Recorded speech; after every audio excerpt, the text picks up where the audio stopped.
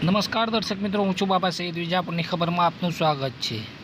મહેસાણા જિલ્લા પંચાયતના નવનિયુક્ત પ્રમુખ નીતિનભાઈ પટેલે વડીલોના લીધા આશીર્વાદ. નિવાસ સ્થાન શુભેચ્છકોનો ધસારો.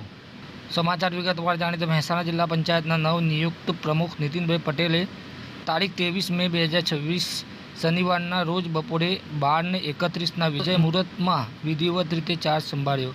તારીખ 23 મેના રોજ સવારથી જ વિજાપુર ખાતે મહર્ષિ બંગલોજ સ્થિત તેમના નિવાસ સ્થાને શુભેચ્છકોની મોટી સંખ્યામાં હાજરી જોવા મળી હતી. નીતિનભાઈ પટેલે વડીલોના આશીર્વાદ લઈ દિવસની શરૂઆત કરી હતી. કાર્યકર્તાઓ, આગેવાનો અને શુભેચ્છકોએ નવનિયુક્ત જિલ્લા પ્રમુખ નીતિનભાઈ પટેલને મુબારકબાદ પાઠવી હતી.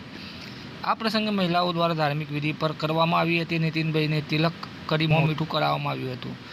આ પ્રસંગે ધારાસભ્ય ડૉક્ટર CJ ચાવડા, પૂર્વ ધારાસભ્ય કાંતિભાઈ પટેલ, વિજાપુર APMC ચેરમેન રાજુભાઈ પટેલ, વિજાપુર શહેર ભાજપ પ્રમુખ અગનભાઈ બારોટ સહિતના આગેવાનોએ વિજાપુર ખાતે નીતિનભાઈ પટેલને ફૂલહાર પહેરાવી શુભેચ્છા પાઠવી હતી. ત્યારબાદ નીતિનભાઈ પટેલ આગેવાનો સાથે મહેસાણા જિલ્લા પંચાયત કચેરી ખાતે પહોંચ્યા હતા.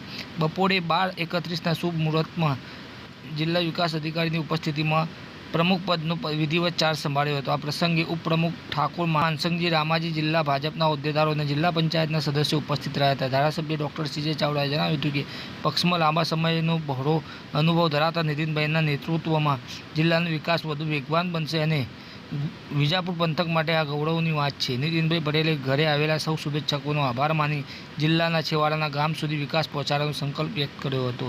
આવા સમાચાર અપડેટ લઈને ફરીથી મળતા રહીશું. ત્યાં સુધી આપણી ચેનલ વિજાપુરની ખબરને લાઇક કરો, સબસ્ક્રાઇબ કરો, કોમેન્ટ કરો. ખાસ કરીને આવા સમાચાર વધુમાં વધુ શેર કરો. ધન્યવાદ.